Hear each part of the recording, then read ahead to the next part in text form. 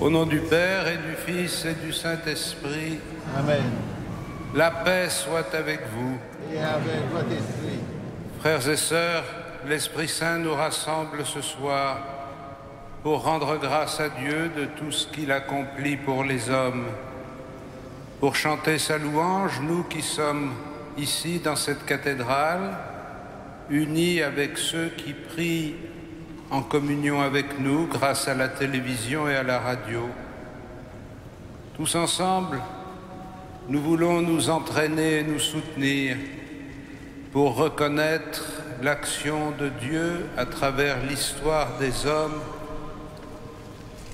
pour professer notre foi en la fidélité de Dieu, pour reconnaître que de lui nous vient toute paix, toute joie.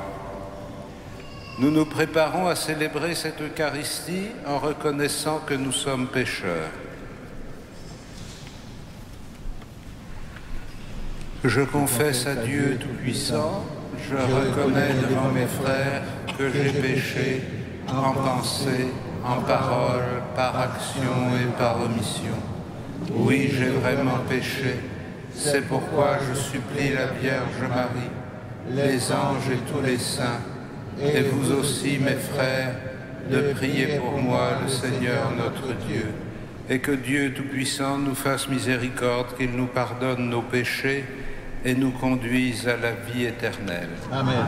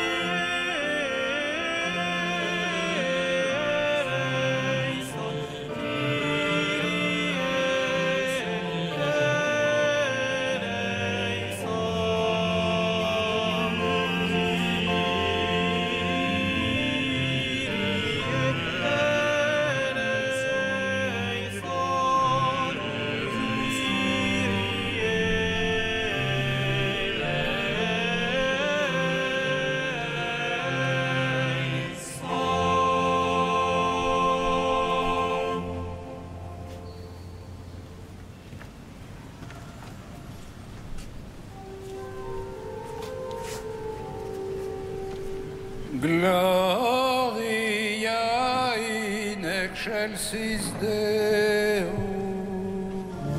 Et in terra pax hominibus bone voluntatis. Laudamus Te. Benedicimus Te. Adoramus Te. Glorificamus Te. Gratias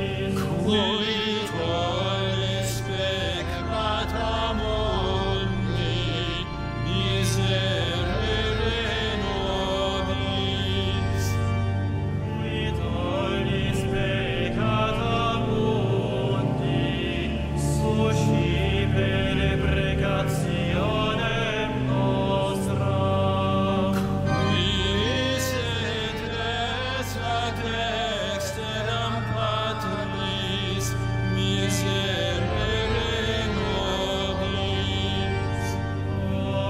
Oniam tu salus sanctus, Tu salus Dominus, salus artissimus, Iesu Christe. cum Sancto Spiritu, in gloria Dei Patris.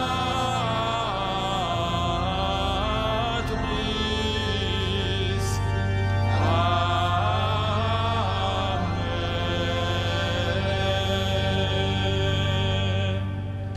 Prions le Seigneur. Dieu éternel et tout-puissant, fais-nous toujours vouloir ce que tu veux et servir ta gloire d'un cœur sans partage, par Jésus-Christ, ton Fils, notre Seigneur et notre Dieu, qui vit et règne avec toi dans la communion du Saint-Esprit maintenant et pour les siècles des siècles. Amen.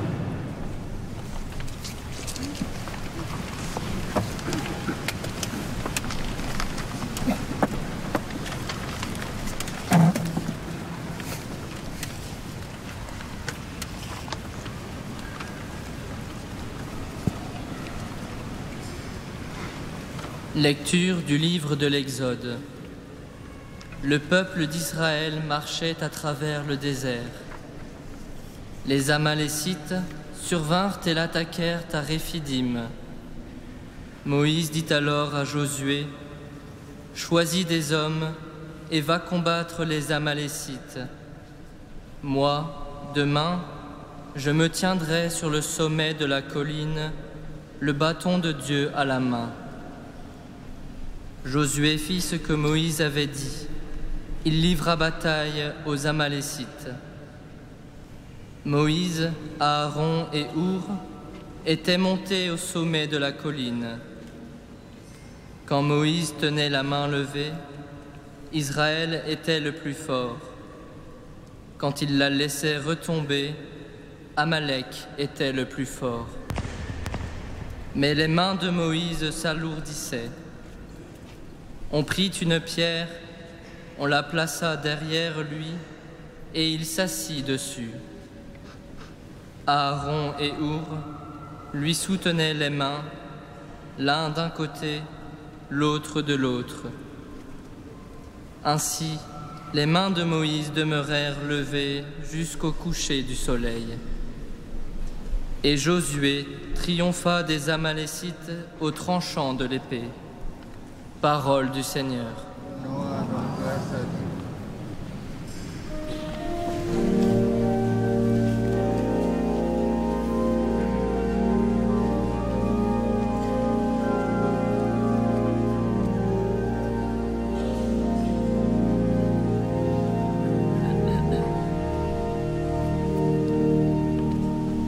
Le Seigneur est notre secours et nous chantons sa gloire éternellement.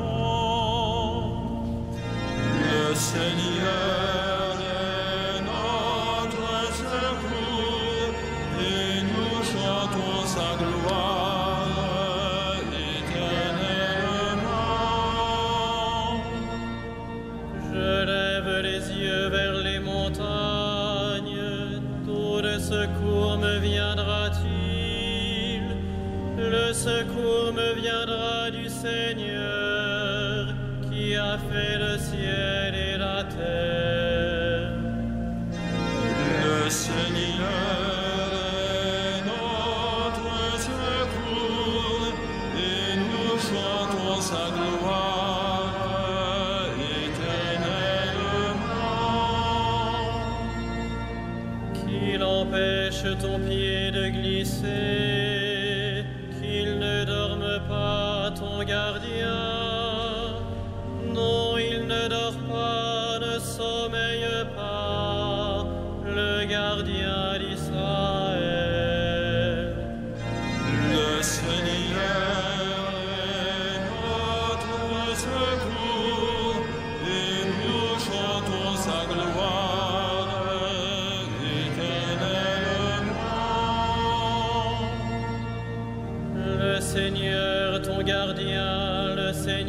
de ton ombrage se tient près de toi.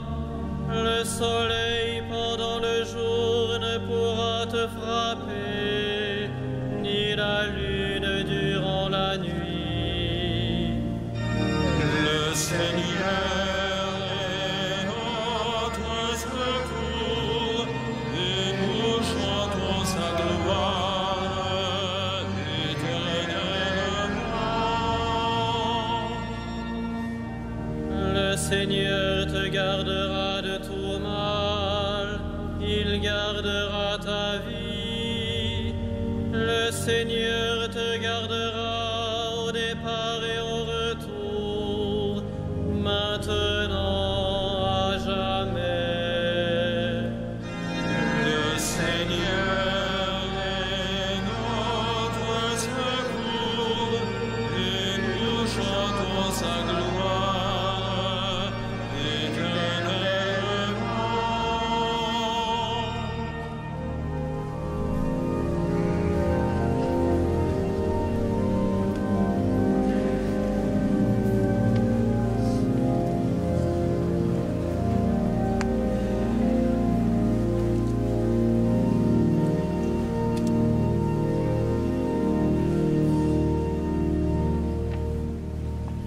Lecture de la seconde lettre de saint Paul apôtre à Timothée. Fils bien-aimé, tu dois en rester à ce qu'on t'a enseigné. Tu l'as reconnu comme vrai, sachant bien quels sont les maîtres qui te l'ont enseigné. Depuis ton plus jeune âge, tu connais les textes sacrés. Ils ont le pouvoir de te communiquer la sagesse, celle qui conduit au salut par la foi que nous avons en Jésus-Christ. Tous les textes de l'Écriture sont inspirés par Dieu. Celle-ci est utile pour enseigner, dénoncer le mal, redresser, éduquer dans la justice. Grâce à elle, l'homme de Dieu sera bien armé. Il sera pourvu de tout ce qu'il faut pour un bon travail. Devant Dieu et devant le Christ Jésus qui doit juger les vivants et les morts, je te le demande solennellement, au nom de sa manifestation et de son règne. Proclame la parole, interviens à temps et à contre-temps, dénonce le mal, fais des reproches, encourage, mais avec une grande patience et avec le souci d'instruire. Parole du Seigneur. Nous rendons grâce à Dieu.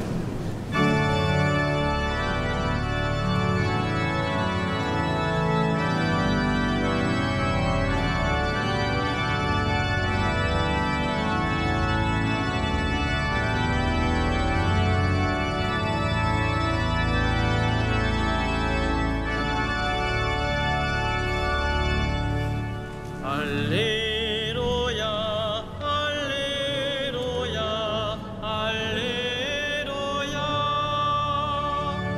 Alléluia, Alléluia, Alléluia. Le Seigneur est juste en toutes ses voies. Il est proche de ceux qui l'invoquent. Il écoute leurs cris, il les sauve.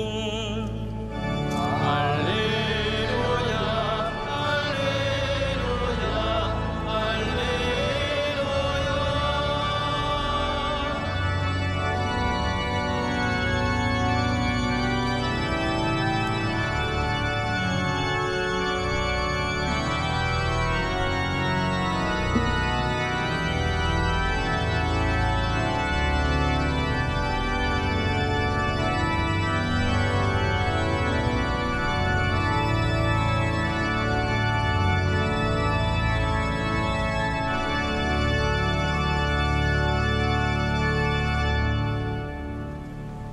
Le Seigneur soit avec vous. Évangile de Jésus-Christ selon saint Luc. Gloire à toi, Seigneur.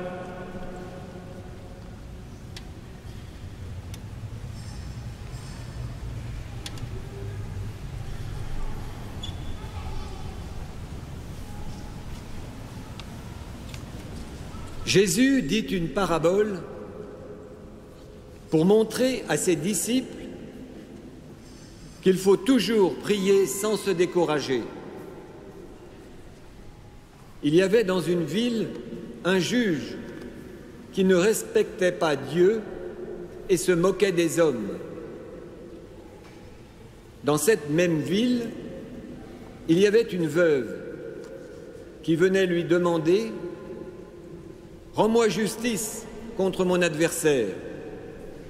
Longtemps, il refusa. Puis il se dit « Je ne respecte pas Dieu et je me moque des hommes, mais cette femme commence à m'ennuyer. Je vais lui rendre justice pour qu'elle ne vienne plus sans cesse me casser la tête. » Le Seigneur ajouta « Écoutez bien ce que dit ce juge sans justice. Dieu ne fera-t-il pas justice à ses élus qui crient vers lui jour et nuit? Est-ce qu'il les fait attendre? Je vous le déclare, sans tarder, il leur fera justice. Mais le Fils de l'homme, quand il viendra, trouvera-t-il la foi sur terre? Acclamons la parole de Dieu. Louange à toi, Seigneur Jésus.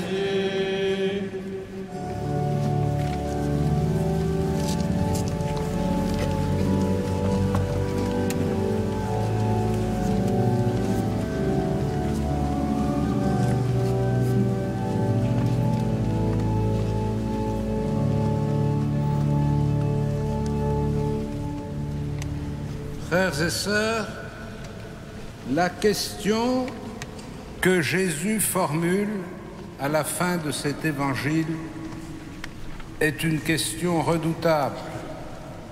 Le Fils de l'homme, quand il viendra, trouvera-t-il la foi sur la terre? Cette question, nous la recevons non pas simplement comme une question posée par Jésus à ses disciples, comme c'est le cas dans la lecture de l'évangile de saint Luc, mais comme une question posée par Jésus à son Église et comme une question posée à nous par Jésus. Car si la foi disparaissait, ce serait faute d'hommes et de femmes qui croient en Dieu, et si elle doit vivre, se fortifier, se développer, c'est par l'engagement d'hommes et de femmes qui expriment leur confiance dans la puissance de Dieu.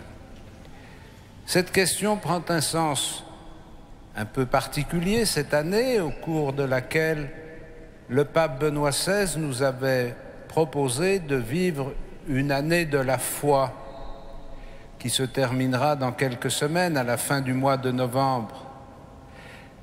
Et nous avons eu la grâce dans le diocèse de Paris de vivre cette fête de la foi en même temps que le 850e anniversaire de la cathédrale, qui est devenu un lieu de célébration et de pèlerinage où la plupart des paroisses et des communautés parisiennes sont venues au cours de cette année, ou vont encore venir d'ici la fin de l'année de la foi, pour faire une démarche spécifique de profession de foi. Et plus largement que les communautés parisiennes, des groupes sont venus de nombreux diocèses de province et de pays étrangers. Si bien que tout au long de cette année, des milliers d'hommes et de femmes sont venus faire une démarche de foi. Quelle est la qualité, l'intensité, la profondeur de leur foi? Je n'en sais rien, et personne ne le sait que Dieu. On ne mesure pas la foi de ses frères. Peut-être eux-mêmes ne sont-ils pas très au clair sur ce que ça veut dire que la foi. Mais en tout cas, ils ont posé un acte significatif par rapport à la foi en faisant cette démarche dans l'année de la foi, de se réapproprier leur profession de foi et de la proclamer ensemble dans le cadre de cette cathédrale. Trop souvent, on nous dit que la foi se meurt. Trop souvent, on nous dit que les églises se vident. Trop souvent, on nous dit que le christianisme va disparaître. Voilà 20 siècles qu'il disparaît et qu'il renaît et qu'il revit et qu'il porte du fruit. Donc la question première que nous devons nous poser, c'est non pas ce que les statistiques ou les sondages ou les analyses sociologiques produisent sur la vie de l'Église, c'est la question de la foi que nous avons au cœur ou que nous n'avons pas au cœur. Croire en Dieu, on ne sait pas toujours très bien ce que ça veut dire. Pour beaucoup de gens, ils s'imaginent que croire en Dieu, c'est accepter des idées, des paroles, des messages un peu étranges, qu'on ne comprend pas en général et qu'on range soigneusement dans un tiroir en espérant qu'ils ne vont pas s'échapper. Mais la foi au Christ ne relève pas de ce travail de conservateur de manuscrits. Nous ne sommes pas une religion du livre. Nous sommes une religion de la personne du Christ. Nous sommes une religion qui se fonde et se développe dans la relation avec le Christ. Et la foi, c'est d'abord cette relation avec Dieu. Et si la foi échappe aux critères de notre intelligence, ça n'est pas parce que ce serait une démarche insensée, mais c'est tout simplement parce que celui à qui notre foi s'adresse, celui vers qui notre foi nous tourne, nous n'en avons pas d'expérience sensible. Celui en qui nous croyons, nous ne l'avons jamais vu et nous ne le verrons jamais. Et c'est une démarche de foi parce que nous faisons confiance à sa parole et parce que nous faisons confiance à ce qu'il a réalisé à travers l'histoire des hommes et à ce qu'il continue de réaliser. Et donc, croire en Dieu, c'est d'abord reconnaître cette présence vivante et cette action vivante de Dieu dans le monde. C'est d'abord reconnaître que Dieu est quelqu'un pour nous, quelqu'un pour chacun et chacune d'entre nous, et donc quelqu'un qui tient une place dans notre vie. Et la manière principale par laquelle nous reconnaissons aux autres qu'ils ont une place dans notre vie, c'est de leur accorder du temps de les écouter et de leur parler. La prière, c'est prendre du temps pour Dieu, écouter la parole de Dieu et nous adresser à Dieu. C'est pourquoi la prière est liée intimement à l'acte de foi. Elle est l'expression de notre foi, comme nous l'avons vu et entendu dans le récit du livre de l'Exode au moment du combat d'Israël contre les Amalécites. Moïse, qui était le père de la foi, le prototype du croyant, intercède devant Dieu pour son peuple. Et tant qu'il intercède, les bras levés, la victoire vient à Israël.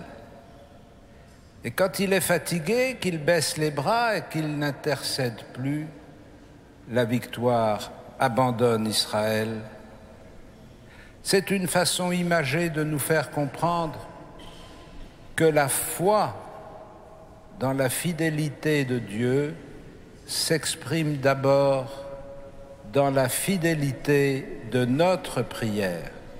C'est dans la mesure où nous sommes convaincus, déterminés à prier avec fidélité, avec persévérance, avec patience, avec confiance, que nous sommes véritablement des croyants.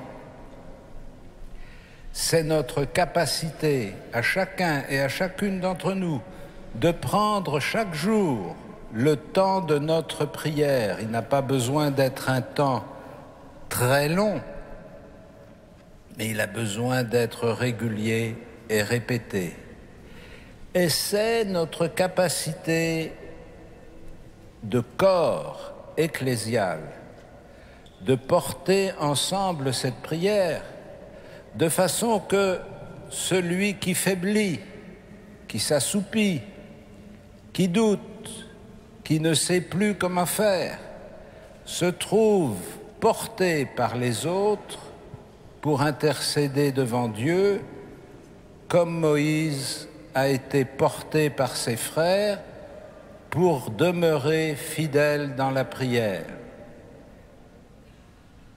L'Église assume cette permanence de la prière.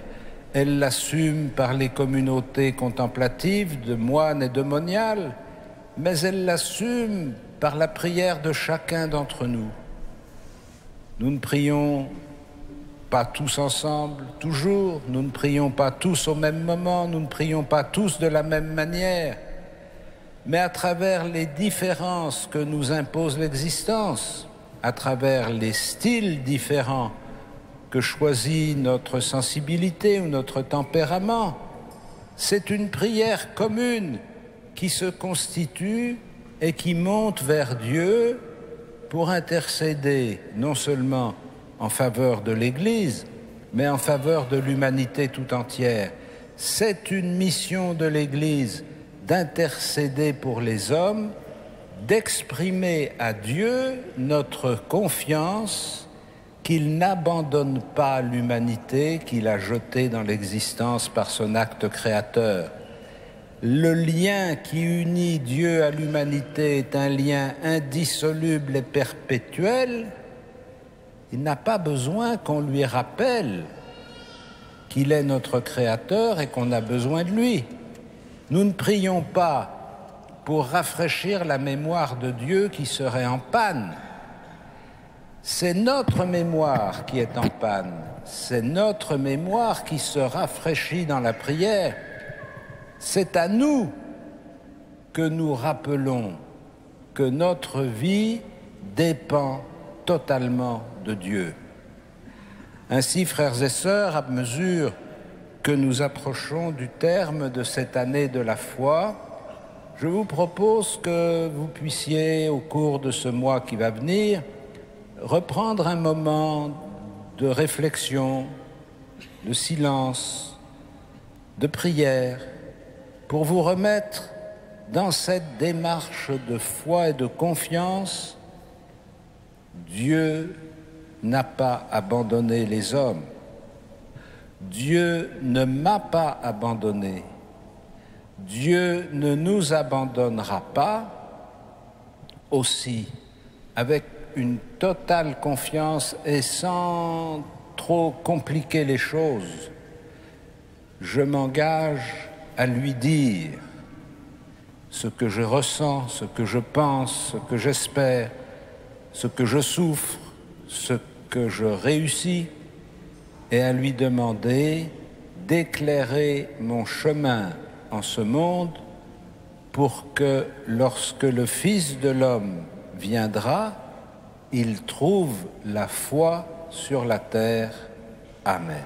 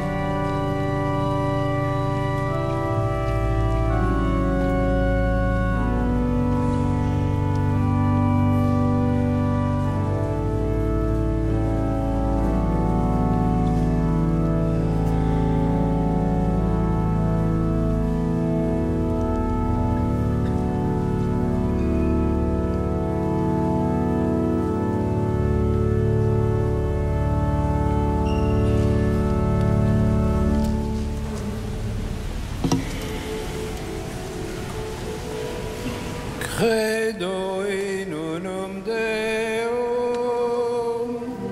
Padre omnipotente, factorem celi et terrae, visibilium omnium et invisibilium.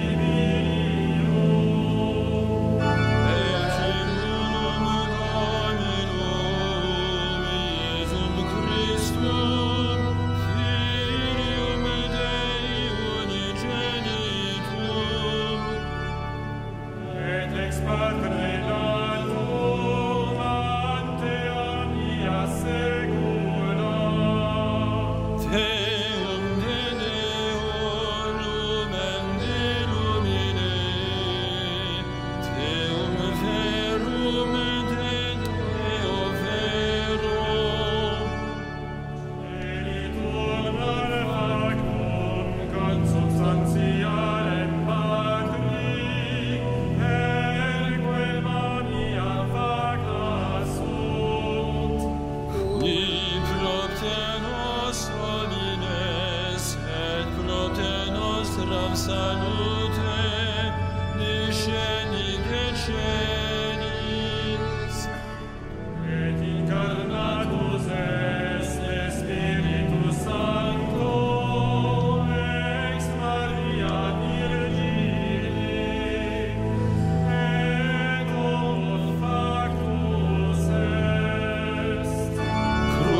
Crucifixus etiam pro nobis sub Pontio Pilato,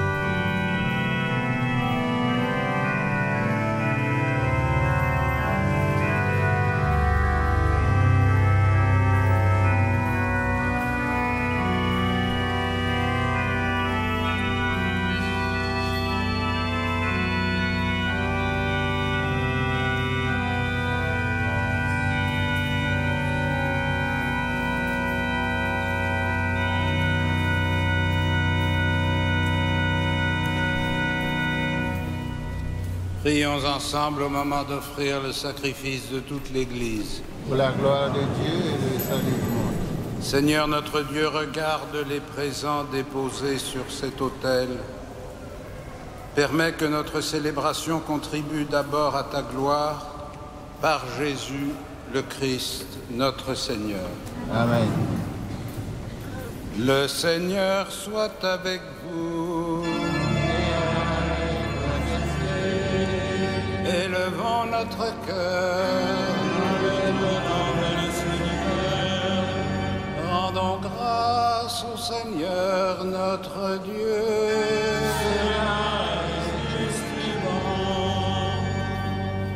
Vraiment, il est juste et bon de te rendre gloire, de t'offrir notre action de grâce toujours et en tout lieu. À toi, Père très saint, Dieu éternel et tout-puissant, par le Christ notre Seigneur. Dans sa pitié pour notre misère, il a voulu naître d'une femme, la Vierge Marie. Par sa passion et sa croix, il nous a délivrés de la mort éternelle. Par sa résurrection d'entre les morts, il nous a donné la vie qui n'aura pas de fin. C'est pourquoi, avec les anges et les archanges, avec les puissances d'en haut et tous les esprits bienheureux, nous chantons l'hymne de ta gloire, et sans fin nous proclamons.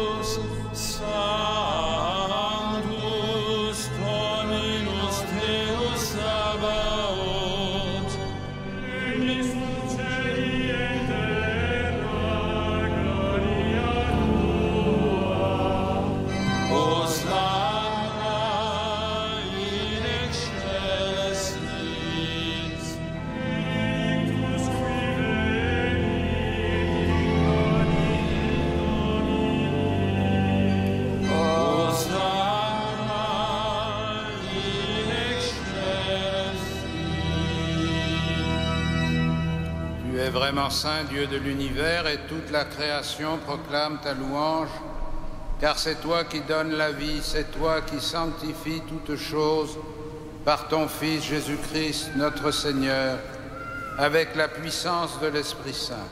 Et tu ne cesses de rassembler ton peuple, afin qu'il te présente partout dans le monde une offrande pure. C'est pourquoi nous voici rassemblés devant toi, et dans la communion de toute l'Église, en ce premier jour de la semaine, nous célébrons le jour où le Christ est ressuscité d'entre les morts.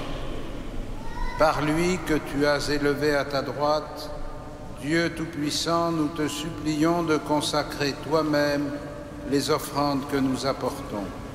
Sanctifie-les par ton Esprit, pour qu'elles deviennent le corps et le sang de ton Fils, Jésus-Christ notre Seigneur, qui nous a dit de célébrer ce mystère.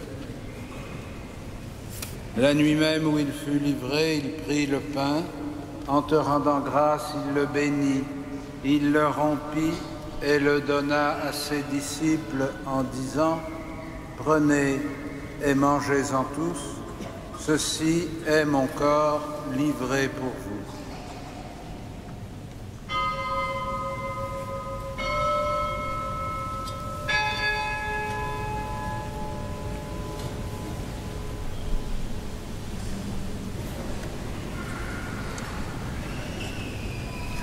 De même, à la fin du repas, il prit la coupe. En te rendant grâce, il la bénit et la donna à ses disciples en disant : « Prenez et buvez-en tous, car ceci est la coupe de mon sang, le sang de l'alliance nouvelle et éternelle, qui sera versé pour vous et pour la multitude en rémission des péchés. Vous ferez cela en mémoire de moi. »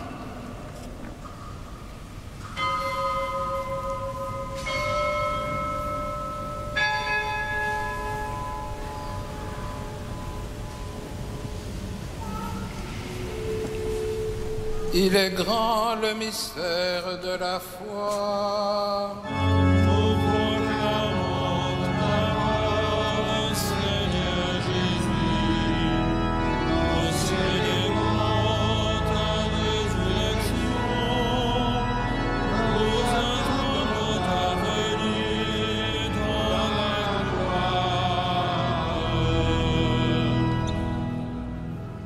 faisant mémoire de ton Fils, de sa passion qui nous sauve, de sa glorieuse résurrection et de son ascension dans le ciel, alors que nous attendons son dernier avènement, nous présentons cette offrande vivante et sainte pour te rendre grâce. Regarde, Seigneur, le sacrifice de ton Église et daigne y reconnaître celui de ton Fils qui nous a rétablis dans ton alliance. Quand nous serons nourris de son corps et de son sang et remplis de l'Esprit Saint, accorde-nous d'être un seul corps et un seul esprit dans le Christ. Et que l'Esprit Saint fasse de nous une éternelle offrande à ta gloire, pour que nous obtenions un jour les biens du monde à venir auprès de la Vierge Marie, la bienheureuse Mère de Dieu, de Saint Joseph, son époux, avec les apôtres, les martyrs, Saint Denis et tous les saints qui ne cessent d'intercéder pour nous.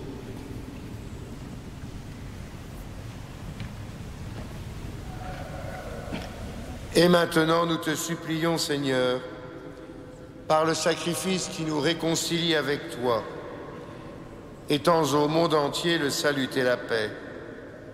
Affermis la foi et la charité de ton Église au long de son chemin sur la terre.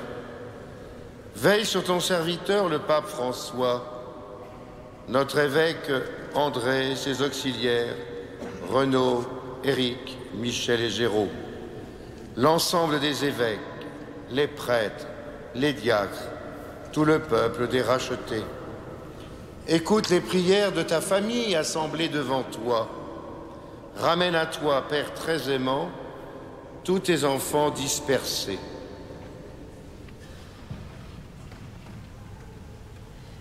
Pour nos frères défunts, pour les hommes qui ont quitté ce monde et dont tu connais la droiture, nous te prions.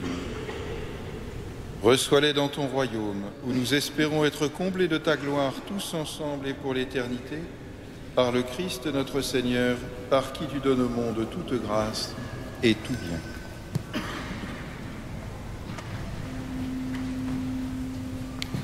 Par lui, avec lui et en lui. Amen. À toi, Dieu le Père Tout-Puissant, dans l'unité du Saint-Esprit. Amen. Tout honneur et toute gloire pour les siècles des siècles.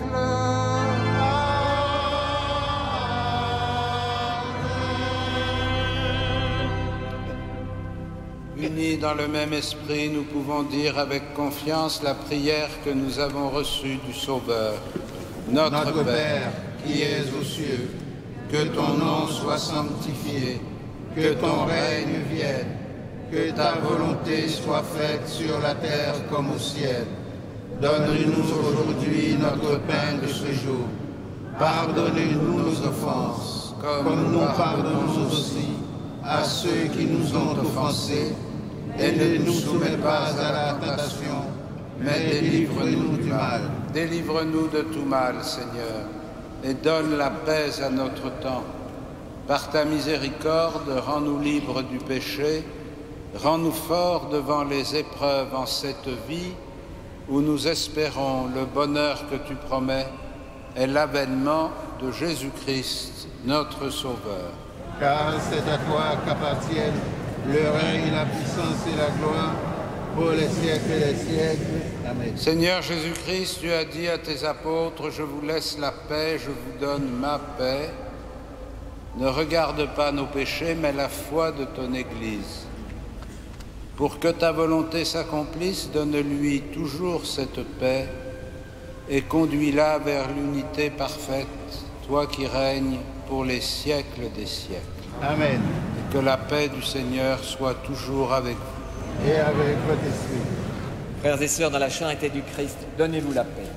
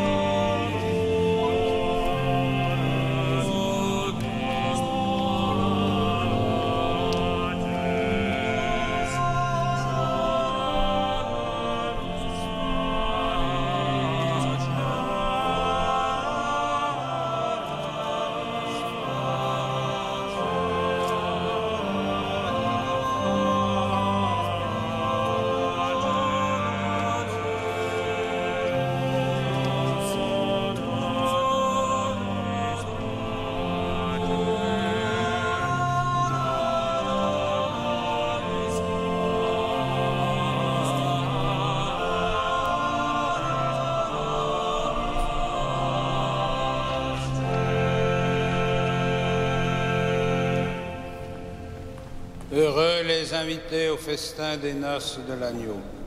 Voici l'agneau de Dieu qui enlève le péché du monde. Seigneur, je ne suis pas digne de te recevoir, mais dis seulement une parole et je serai guéri.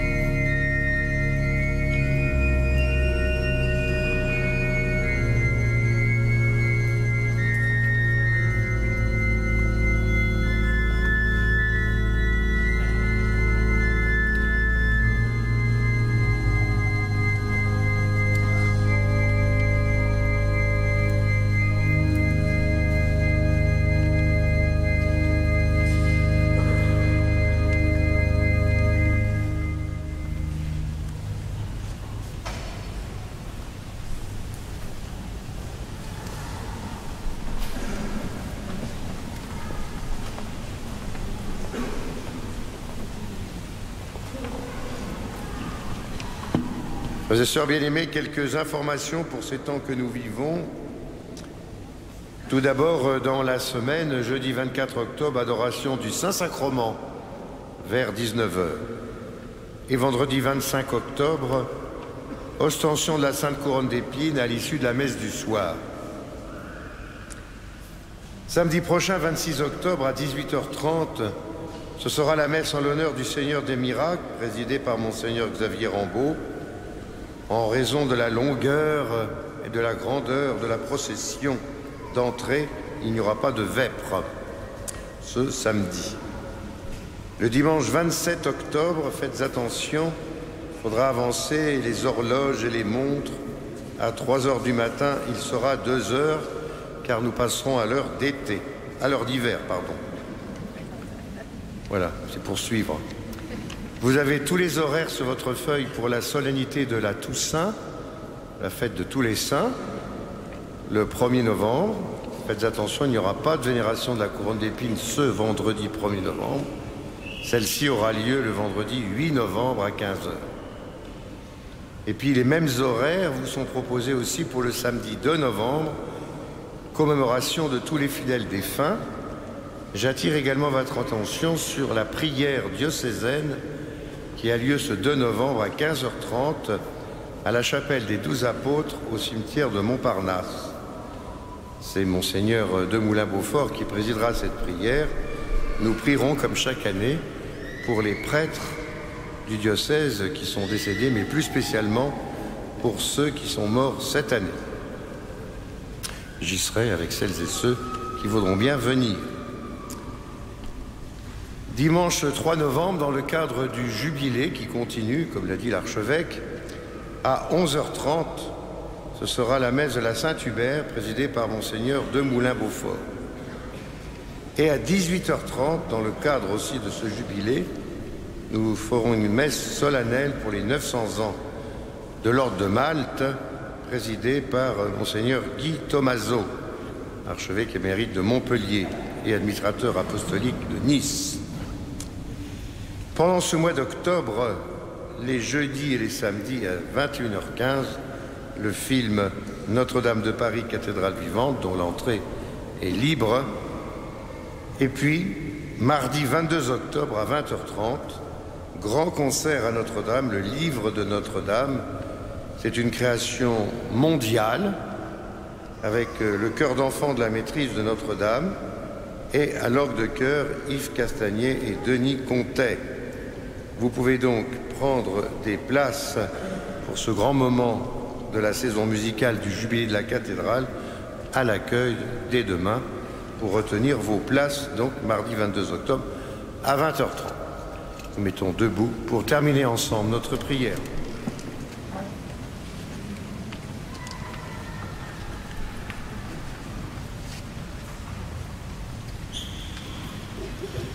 Seigneur, fais-nous trouver des forces neuves dans cette communion aux réalités du ciel.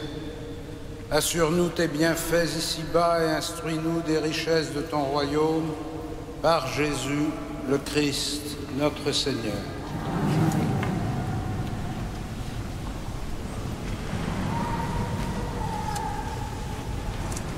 Le Seigneur soit avec vous.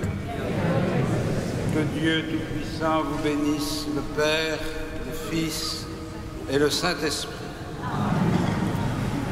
Allez dans la paix du Christ.